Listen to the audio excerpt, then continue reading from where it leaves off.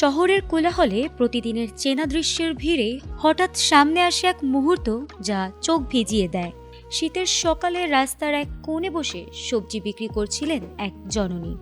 সেখানে হাজির হয় এক যুবক, তার পুরো শরীর আবিরের রঙে মাখানো।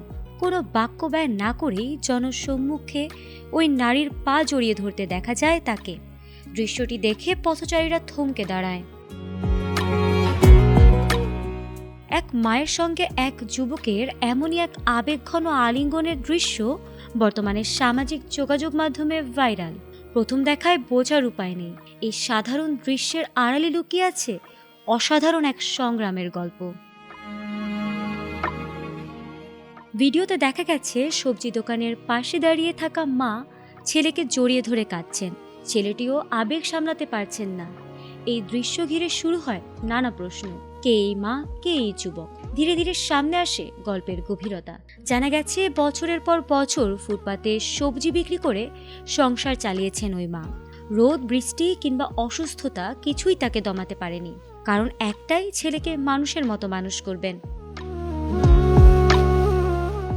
আজ তার সেই পরিশ্রম সার্থক, কারণ ছেলে এখন দেশের সেবক, পেয়েছেন পুলিশের চাকরি। সাধারণ পরিবারের ছেলে গোপাল অনেক লড়াইয়ের পরে সিআরপিএফ এ নির্বাচিত হয়েছেন। নিজের জীবনের এই শ্রেষ্ঠ সাফল্যের কথা জানাতে তিনি কোনো আভিজাত্য পরিবেশের অপেক্ষা করেননি, বরং ছুটে গিয়েছে সেই ফুটপাতে, যেখানে তার মা দীর্ঘ কয়েক বছর ধরে অনেক কষ্ট সহ্য করে সবজি বিক্রি করে তাকে বড় করেছেন। এমনই এক ঘটনা ঘটে গেছে ভারতে। ছেলের মুখের সরকারি চাকরির কথা শুনে মা চোখের পানি ধরে রাখতে পারেনি।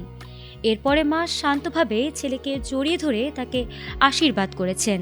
এই ভিডিওটি এখনো পর্যন্ত 1,20,00,000-এরও বেশি মানুষ দেখেছেন।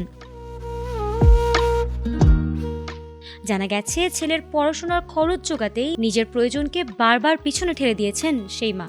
অনেক সময় না খেয়ে থেকেছেন, তবু সন্তানের স্বপ্ন ভাঙতে দেননি। সেই ত্যাগই আজ বাস্তবতা।